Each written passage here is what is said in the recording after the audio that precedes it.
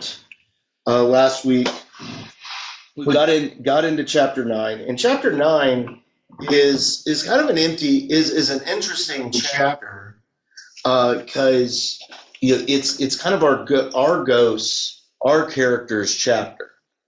And he gets to meet the guy that meant so much to him with McDonald there, and like he had a farm, and he's got great burgers. Yeah, he was. He's got great burgers. Yeah, he does. He wrote a lot of children's fairy tales. Yeah. Donald and Chris fairy tales. Oh man, it's. So I don't know. I'm not aware of anything anymore. And so we get into there, and this chapter is odd to me because it has so many characters in it, but it's kind of talking about like this kind of one singular idea. So like what are the characters in chapter 9? We have the grumbling woman, I know, is in there. Oh, the frightened ghost. And I don't think the cynic is in there. If you have the frightened ghost and the grumbling one, I don't know. Ed's got one. Ed, can you hand Paul one of the yellow sheet that has the title on it? Yeah, that's that one right there. Like that's the one I'm looking at right now. This one does stuff too. There's two of them kind of running around. Here, you can share with me. Okay. You can share with me. I think I ran out of. I gave mine away. I'm sorry. This just helps us go along there. And I started to write them down myself. That didn't work. and I think what's I think the two things that are going on in this chapter is the idea of better reign in hell than to serve in heaven. I think that is the thesis statement for the entire book. That it's what's your disposition, right? Like that's it's do you want to serve? Do you want to serve, or do you want to just be consumed with yourself in hell? Where it's like, well, I'm doing okay. And you see that same idea expressed a couple of chapters later when it says, thy will be done or thy will be done, which it's basically saying God says to you, either you say to God, thy will be done, or you say to yourself, thy will be done. And I think those two ideas are the kind of the heart of chapter 9. If you look in the book, he's got it placed right in the middle. Like it is right in the heart of the story too. So what are your thoughts? We kind of talked about this last week a little bit, but what are your thoughts on this in this section around? We'll kind of rehash some of what we talked about. The thesis that C.S. Lewis offers is that we choose. It is our will. We decide where we're going to be. Do we wish heaven or do we wish hell? His famous quote buried somewhere is, the door to hell is locked from the inside, which is to say it's the occupants that decide it is there that they want to stay. So Lewis bestows responsibility on us. Yeah. We have choice to make, and some ghosts prefer the gray town, and others are prepared to risk because they still really don't know what they're getting into. Yeah, it's still a risk. It is. But there's a glimmer of something which we will call faith, calling, whatever, that pushes them on. What is disappointing to just me is how few of the ghosts get the message. There's more debris on the road than there is actually getting into heaven. It's a little cynical. I thought, for this otherwise happy, sweet book. The path to heaven is strewn with a lot of dead ghosts, as it were. Yeah. So it was this rendition. There is, if I can just steal it, the train. C.S. Lewis, we mentioned it the last time, is deeply influenced by this guy, George MacDonald, in real life. As you said, he was a prolific writer of fantasy. And the big one is, I think, called Phantastus, that C.S. Lewis discovered when he was a 16-year-old kid. And that first implanted Christianity. But what's interesting, if you have time on your hands as I did, there is a subtle difference, between C.S. Lewis's views and MacDonald's views. And what C.S. Lewis does is he puts C.S. Lewis's words into MacDonald's mouth and has MacDonald espousing C.S. Lewis's perception of heaven and hell. C.S. Lewis is committed to the separateness of heaven and hell. And MacDonald wasn't? No, MacDonald was a continuum. He was one who thought that hell was merely a place where you warmed up for heaven. Okay. He was described in the literature as a universalist. Everybody was ultimately going to be restored. Okay. And they hung out in this place, which variously was called hell or purgatory. And in due course, eventually, the worst of us are going to make it. Whereas C.S. Lewis is back to the self-will-ish. You choose hell, that's your last stop. But what C.S. Lewis did, he put into MacDonald's mouth in this conversation they're having while MacDonald is sitting on a rock. He has MacDonald actually quoting C.S. Lewis's continuum belief. Also, in the source work of MacDonald called Phantastus, it is essentially the wardrobe in Narnia. Again, the character in MacDonald's book, a guy named Manados, he finds his way through this bureau, and he's off into fantasy land and encounters characters not dissimilar to the ones that C.S. Lewis is describing in his bus ride. So it's very amusing type of thing. Well, C.S. Lewis is using interesting source material, and I would hasten to add, another player in this game is a guy named Tolkien. Okay? Yeah. Tolkien used MacDonald's characters, creature trees and monsters, etc. as well. So this guy MacDonald has been a source of information. That's my story, and I'm sticking to it. I apologize. So that's like That's why they threw me at a law school. I think we call that the second text. I think that is like the first text is just the words on the page, and then the second is kind of like well maybe it's even the third. Like the second is then like okay, why is it being written? Why were those words written on there? And then the third is what is going on to create that feeling to why it was written, and that's the words on the page, So that's kind of. I had commented once before, and I'll beat the dead horse. This book merits repeated reading. It really does. Each time I wade into this thing, I say, oh man, it's another place to go and explore. It really is. It's an incredible book. It's superficially as simple and sweet as it is. Man. Yeah.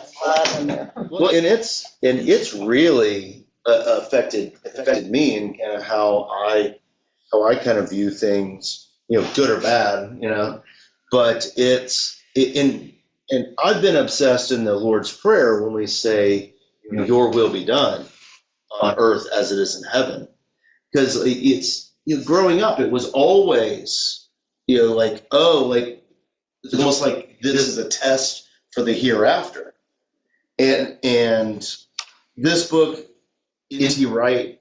and other heretics that I've listened to and read a lot. That's, I have really adjusted that view where it's like, well, yeah, like on earth as in heaven is what we're basically saying is that we want here to look like there. And what I see what Lewis is doing in this book is really, he's using these ideas of the gray town of hell, heaven with the solid mountains, as this thing, but it's really this continuum of like how many times do we in our sin that we're unable to let go, do we choose to live in hell today?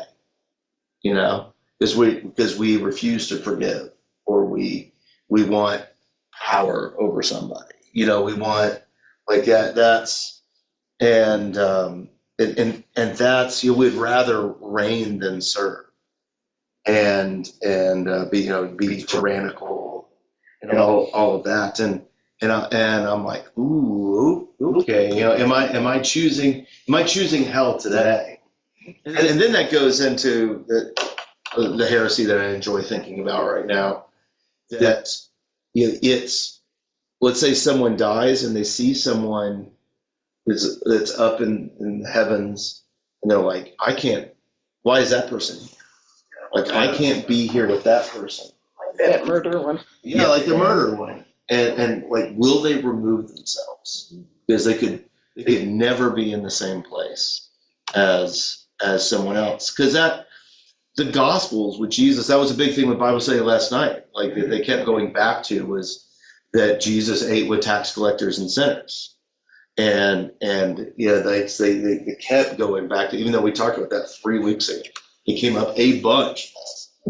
And that's, would we be fine, to live in a place where these people, and it's page 74. It's right before the "Thy will be done" stuff.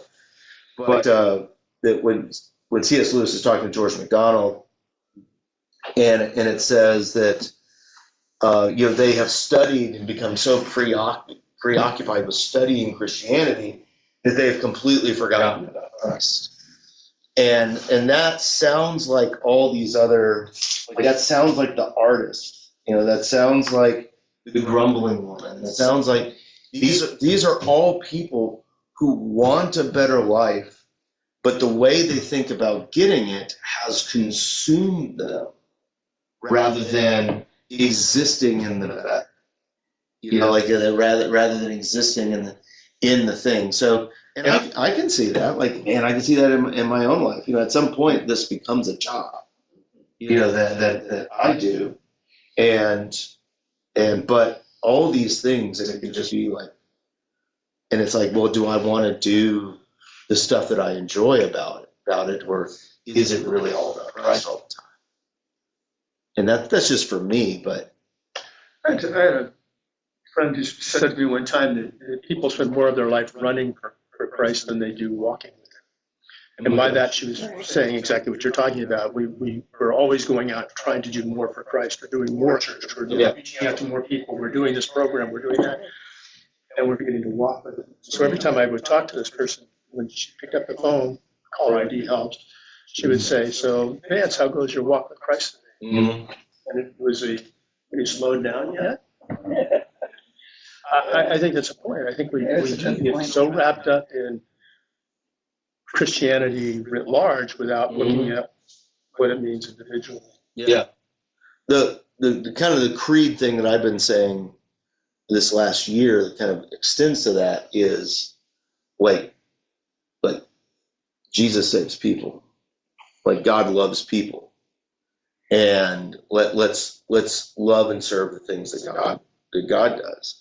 And that's kind of been a creedal statement for me this year, because it's easy just to get into the semantics of it all, but it's that God loves these tangible things, like that. That's the people around us, and it kind of keeps it away from. As of today, that helps me staying away from like my will be done. Like that. It's like, okay, like what? He made everybody in his image. Yeah, the murderers. exactly. Murders everyone have been made in his image, and so it's good to remind ourselves of that fact. And yeah, like give us this day our daily bread, and forgive us our sins, and here as in there, your will be done, Lord. Like those are the things that completely adjusted me. So, right, We had yeah, a pastor one time that said, you realize when you're praying thy will be done, you're asking God, don't do my will. yeah, exactly. We can't do it. Yeah, exactly.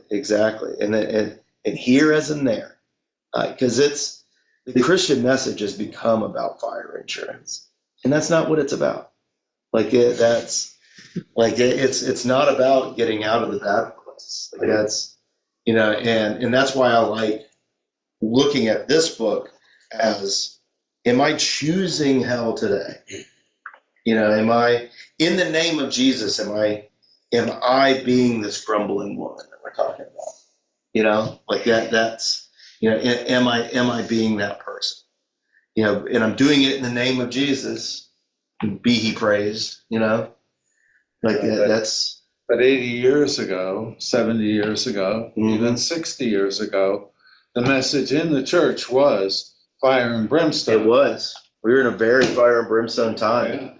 Yeah. And now we're back to it. Yeah. In some churches. In some churches, like it's like things move around as people get dissatisfied, and they're looking for freshness on the fringes. Pendulum. Yeah, exactly.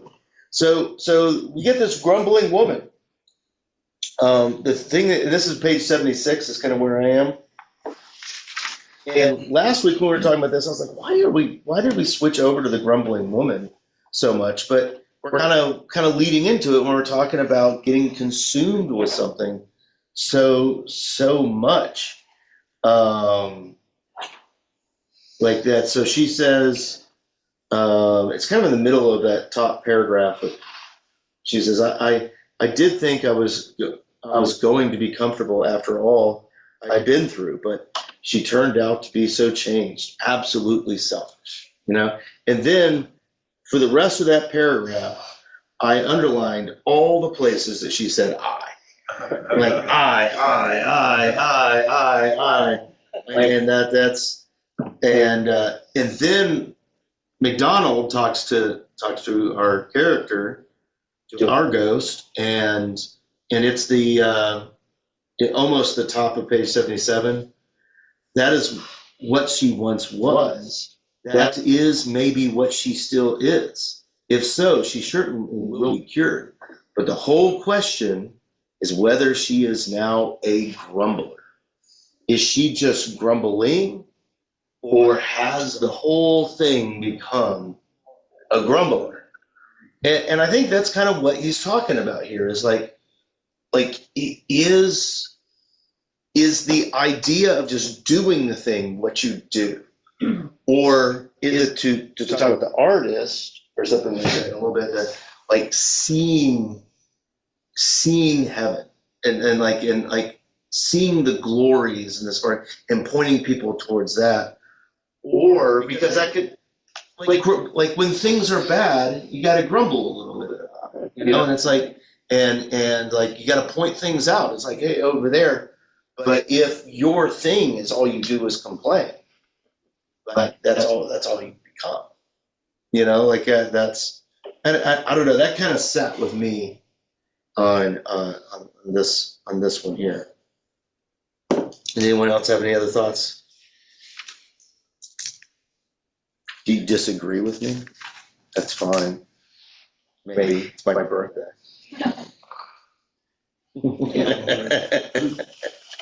I don't know. I've lately become a grumbler. Oh yeah. For us to Oh yeah. circle that's being constructed half a block from my house is making a lot of noise. Ever. Yeah. It's sending a lot of traffic right down my street. The little kiddies were out there last night trying to play. They had cones set up. We had cones set up in the street so they could ride their bikes and scooters along. And these people, 90 miles an hour Yeah. down the regular town street that's supposed to be 25. So they should have recognized when it said that the road was closed when they had to drive around it. Like that's So Chris, I'm confused by something you said. Yeah. And it goes on, if you continue reading where you were on page 77, it says the question is whether she is a grumbler or only a grumble. Is if there's a real woman, at least a trace of one still there inside the grumbling, it can be brought to life again. If there's a wee spark, under all those ashes, we'll blow it till the pile is red and clear. But if there's nothing but ashes, we'll be blowing them in our eyes forever, and they must be swept away. I guess I'm struggling with you said, is she a grumbler or is she just grumbling? I don't know where you were going with that. To me, there are people who grumble. Inside of that grumbling, there's still something very solid and good about what they're doing. We may not always see it, but in other circumstances, they come out the other side of who they are. I guess I'm trying to figure out what you were trying to. so like, well, I think his metaphor of like the ashes that is there someone still real underneath all that grumbling, or is every situation something to complain about? Like that. That's I feel like the place where I see the grumbling the most are like community Facebook pages. like Port St. Lucie Talks or something like that. Like that whole page is, I think, everyone's angry, and that's the only place where people listen to them. Like that. It's over there. Like I'm just like, this is worthless because someone will post something kind of neat on there. It's like, oh, a new restaurant's opening up, and like instantly it's just a litany of people talking about how bad it is. Or the traffic is going to be worse. Yeah, the traffic's going to be worse. Like, so any advancements, anything that's good, like it's the whole like they're like Floresta's terrible type, which it was. It's over there, and then like it becomes nothing but complaining about the construction, and then when it gets done, they're going to complain nothing but, oh, now there's roundabouts on the road. Like that's. This is just an example, but it's so I think it's like who are you? Or is all you do is complain, or are you? That's kind of where I was.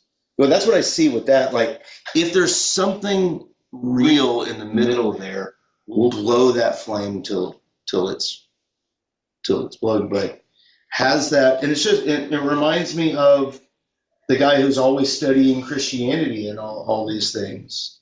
It's like, has it become about the study and not Christ anymore? Like that's, is it for me? Is it all the preaching? Or that's, and I think it also happens with churches too, with like the building. Is our existence making sure this place runs well, and we forget that it sits somewhere else, and it can consume. My friend Jake, like that was his assessment of Bethel. Everything we were hearing about Bethel was that the people were just, it's just done. Like it needs to be, blown out. And then when they assessed it, they're like, oh no, like it's the stories weren't right. There's life here. And so they changed their tactic, and maybe they'll change again. So I don't know. Does that make more sense what I'm saying? Yeah, I think so. I don't know. I'm just going to. And I don't know if I'm going to grumble about it for a while. I don't know if I'm right about it or not. But it's well, I know I'm right about it. I know I'm right about it. I don't know if the consensus of the room feels that way. Like Okay. What I hear you say is there are people who grumble so much that that's all they can do. It doesn't matter what the issue is. Yeah. They find fault enough to grumble about it. versus the person who may grumble about this, but also find the good in it, or find good in all the things around it. But this is so good. The rest is a mess. But the good news is, if it ends up as good as what they did on this street or that street, it'll be nice in the end. It's not grumbling, but it's seeing positive. Yeah, That's what I'm hearing you say. Yeah. Just wait until they start on Kashmir. Yeah. I'm gonna start walking to church. Hopefully they You do. won't find me walking. Listen, if they start Kashmir before they start California, prayers will have been answered. That's all I'll say. I understand that. Yeah. Because that means our sign gets closer to the road. And but Well, I prefer they do anything besides look at California. but so like I think where it becomes full on, and that's why I use those Facebook pages, like the community Facebook pages, because I don't know if you guys have spent any time on those. No. They're just I avoid it. cesspools. You and I talked about looking at car pages on Reddit. Yeah. And you read all that page, and all you hear are all the complaints about the car. Yeah. You don't hear what people like about it. And then every now and then somebody says, here's my assessment from my first year of driving my P2, and all of a sudden it's all this glowing report. And, oh yeah, I had a problem with the computer software, but it was fixed instantly. Yeah. But everyone else has been complaining about the software glitch, did this. They don't tell you it was fixed overnight. Yeah. It's and I think it's It amuses me. I disengage with any social media, but it's interesting to me that this, for appears to be most people, the center of gravity is negative. Yeah. That's what keeps them standing upright. That's their gyroscope. Negativity. Yeah. And they are afforded this megaphone to let everybody know how displeased they are with everything. Yeah. Exactly right. I think it's one of two things. I think there's the people who want to tell the world how displeased they are with everything, and then there's the group that wants to tell the world how wonderful they are. So you get all the wonderful pictures of their kids. Subset of not admirable people. This restaurant is, look at this plate of food I got at this restaurant. It's wonderful. But on the other side of the coin, but the traffic is terrible. Yeah. And so, and what I think is interesting in the midst of all this grumbling stuff, they mention the unicorns there. And when I was reading this chapter again for today, it kind of caught me there. I'm like, oh, here's why these animals are here. Like the animals are kind of standing in. So at the very beginning of the book, when he first gets in, he sees the lion, and he's very scared of the lion. But these animals are very much in the same sense that we understand them in Narnia. You know, like that they're there. I think in chapter 10 we meet a panther, like that's over there. But the unicorns and let's see, this is page 79, kind of the end of the grumbling things. It's the only full paragraph from page 79. And this put me in mind to ask my teacher what he thought about the affair with the unicorns. And it will maybe have succeeded, he said. You will have divined that he meant to frighten her, not that fear itself could make her less of a ghost, but if she took her mind, if it took her mind a moment off herself, there might in that moment be a chance. I've seen them save so. Like Distraction. It's a distraction. That it's like if you can just like get jarred, it's like jumper cables, you know, like that. It's like you can get you off of there, then maybe like it's like maybe you can not grumble about that unicorn and just like see like the majesty of it or something like that, you know, just stopping for just a second, which is kind of this beautiful idea, you know, like that. That's that I thought was like, oh, that's why these animals are there. Like they're these scary, powerful things, but in the realm of the solid people, they're just the majesty of the creation around, you know, like, and that's when you start talking about how McDonald has other farm animals that he's tending, in his works, and that he is. I was like, oh, okay, that's kind of cool, but that it's like a hard break out of it. The unicorns also, I would suggest, remind people of the extraordinariness Yeah, of reality, the reality of heaven. And if that's what it takes to get the grumbler's attention, and then we'll bring in a herd of unicorn Yeah. and remind you how extraordinary this Yeah. place is. Yeah. The lion and the panther bring us fear, yeah, but the unicorns, I don't think they are fearful as much as amazing. Mhm. But in both cases, they're distracting. But in Yeah. the case of the unicorns, it's as Mick said, it's this phantasmic view of heaven. These creatures are amazing, and it takes, once again, distraction. I think your point is apt, that it's the tool that God is using to get your attention. If I have to scare you a little bit, if I have to amaze you a little bit, but I got your attention. Yeah. And so, and that's what I liked about the lion and the panther. They are there for fear, but they're also there, it's fearful at the same way as he having to be careful to walk around flowers because they'll cut them up, or the fearfulness of what happens when it rains in the solid town, and all these things. It's just because it's at the beginning of the book when we're introduced to that lion, and it's like, ooh, this is kind of an uninhibited land. But as you become more part of that land, the gloriness of the land begins to abound. The venerated role is a teacher. And all of these characters are teachers. In one way or another, they're teaching. They're teaching us. They're teaching the ghosts. They're teaching, whether they're teaching in the guise of a lion or a unicorn, they're teachers. So is he then talking about the teachers are the graceful way, kind of showing learning and all that is kind of part of the solid world? Is that kind of is that what you're suggesting there? The teachers? The overarching lesson is that it's not about you. Mm-hmm. It's not about selfishness. It is about selflessness. Yeah. And I'll take the guise again of a creature, a mythical creature, to get that message across. Yeah. Yeah.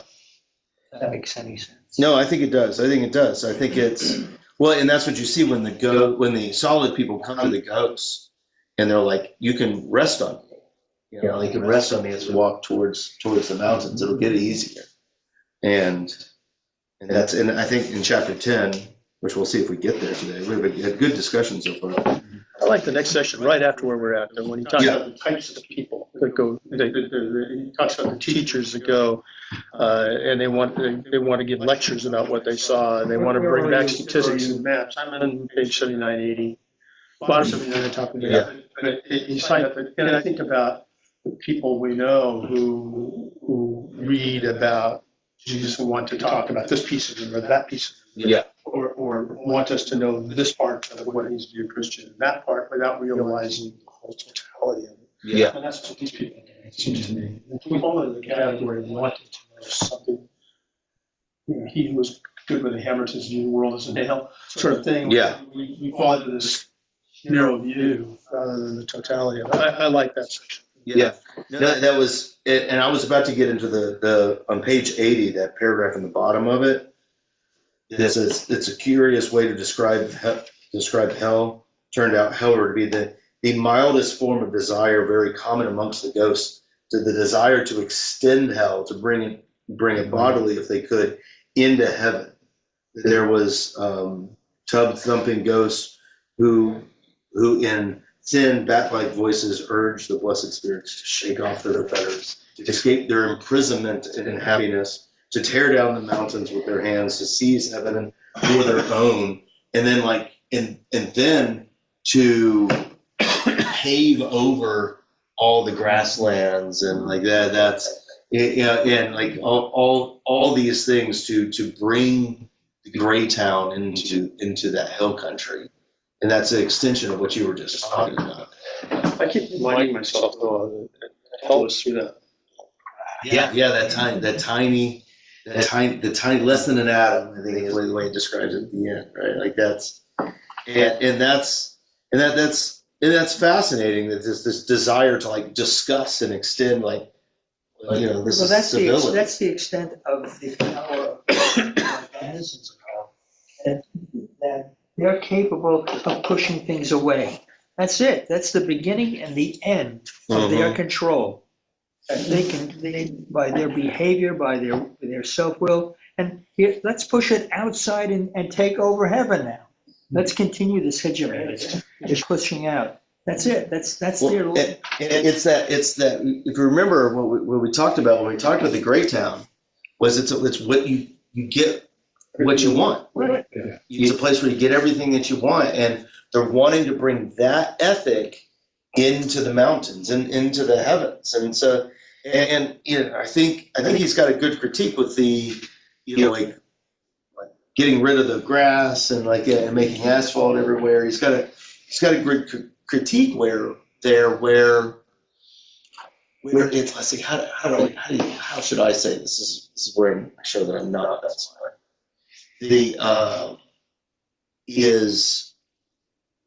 It's right there. I'm not going to get it. That the idea of all there is to life is gaining more and more and more. In our own pursuits, like that's, and it doesn't matter who you hurt, who you demean, I'm getting more for myself. Yeah, and selfishness, and it's like, and I think like today, like an issue that we're dealing with now is that there's not a lot of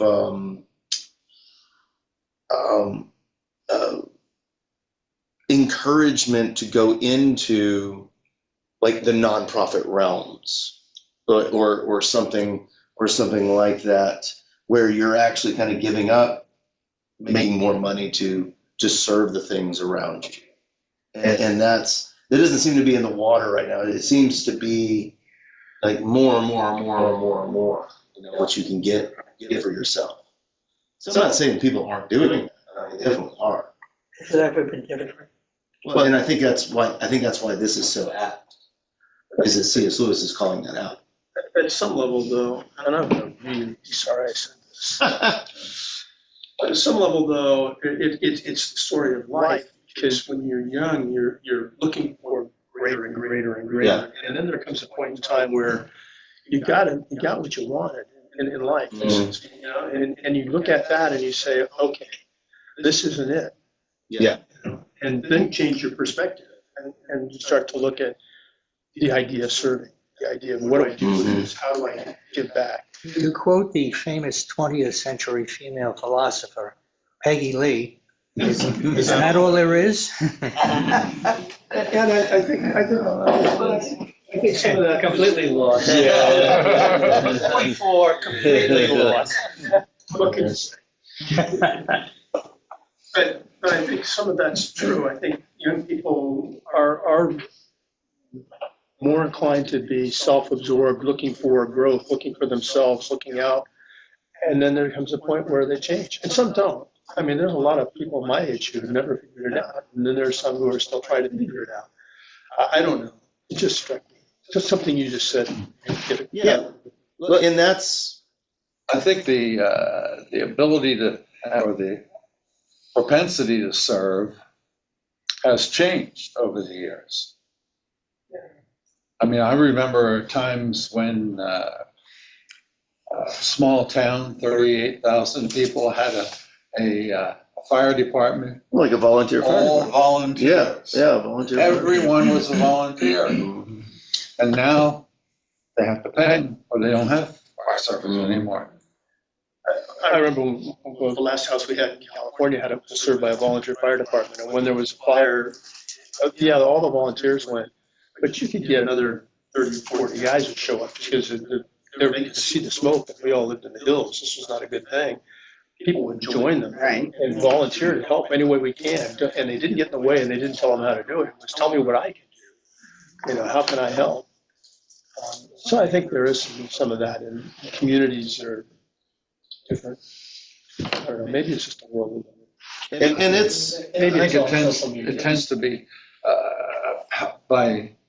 predicted by the size of the community, the sparseness of the community, and the, ethnicity of the community. well, and I think I've had a lot of conversations with people. They're like, man, I remember growing up, we never had to lock the doors. And I always ask, like, how many people lived in that community? And they're like, I don't know, 2,000? We got 38,000. And I'm like, I'm pretty sure if you went into another community of that size, you can probably live like that. Like, depending on how bad fentanyl has kind of gone through now, which goes back to my original point. Like that's, but that's. We're making great progress. We're doing. Well, I mean, I think we're talking about all these things that he's bringing up and talking about in our world. And I think our encouragement as we look at the stuff that is bad around us, and there is being akin to that, being akin to it, but don't become just a complete grumble. You can complain about stuff.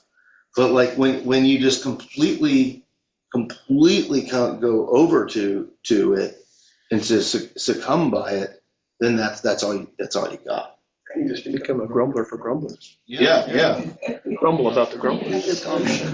Yeah. Like that's and I think that's where the wisdom of they're kind of always walking through the mountains, in that hill is I think is really good. Let's see where I like the top of page 82. A2. This is the voyage seemed to be a small price to pay. If once and only once within the sight of the eternal dawn they could tell the prigs, the tough, sanctimonious humbugs and snobs, the haves, what they thought of them. Yeah. Yeah, like they'd rather complain to someone. Oh, Pam, were you writing me a text? Sent you a birthday message early on. Oh, okay. All right. Thanks. I appreciate it. Thank you so much. Like that's. I want to make sure that you didn't want to say something here. But yeah, like to complain like, oh, like that person's actually, like they're not that good, and try to bring them down to the level there. And then we kind of get to the painter, right? Painter's page 83. I underlined, before I got there, I underlined those who hate goodness are sometimes nearer than those who know nothing at all about it. And they think it's happened already. Yeah. I wanted to bring all those together.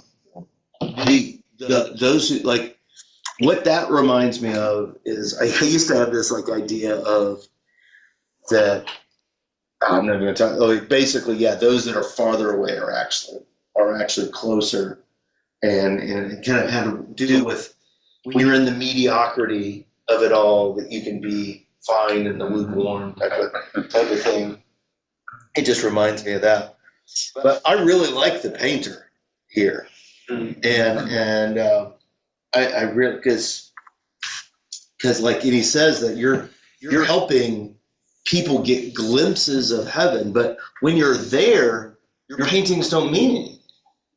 Like, because you're not, and like, what a beautiful way of saying it. Like, I've always joked about this, like, because I think our vocations are very much going to be, in the hereafter, however we want to call it. Like, our vocations are still going to be present there, but my vocation is going to be worthless, type of thing.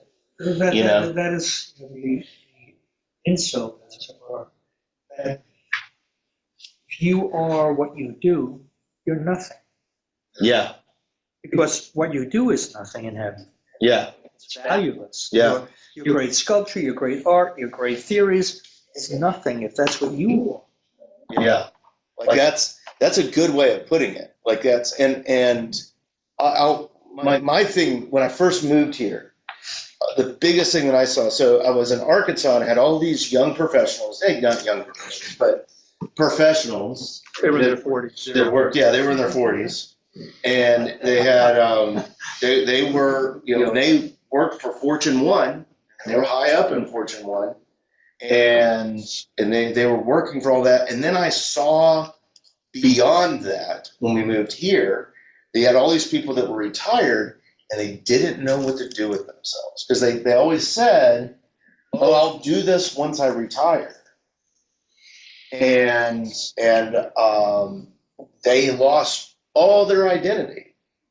Like that's, and when I first got here, I was dealing with that a lot. Like with people who had retired and they just didn't know what to do with themselves. And that's they lost all identity. So like saying, I can't remember exactly who said that, but yeah, it was that idea of becoming everything. You're just a husk of your humanity. And will you be able to exist in the mountains when you don't have to be that? Like that's, which is interesting. That's a great way of looking at that painter.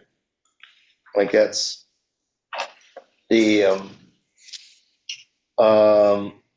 anything else about the painter that stood out to you guys? I don't know. I kind of pictured myself there. Yeah. In what way? Hopefully, when I get to heaven, there'll be no need to put out any fires. Oh yeah. Yeah, and if there is a fire, it's a glorious fire. Right? It'll be one we want to feed. Yeah. Like that's. Whereas I expect when I arrive the refrain to be, here goes the neighborhood. Yeah. I had a professor in seminary that really helped me see that view. Yeah. That he's like, a hurricane is nothing but just a great, glorious wind. We don't like it because it destroys the things that we've built. But like if you think about it in like what it is, it's this great and glorious wind. And I was like, oh, like it's because I'd always kind of attributed sadness to it. Yeah, exactly. Like that's, we see the wind and the waves, and we get worried, and so that's, and it really changed my perspective on all these things. Like the way you put the fire, it made me want to feed it.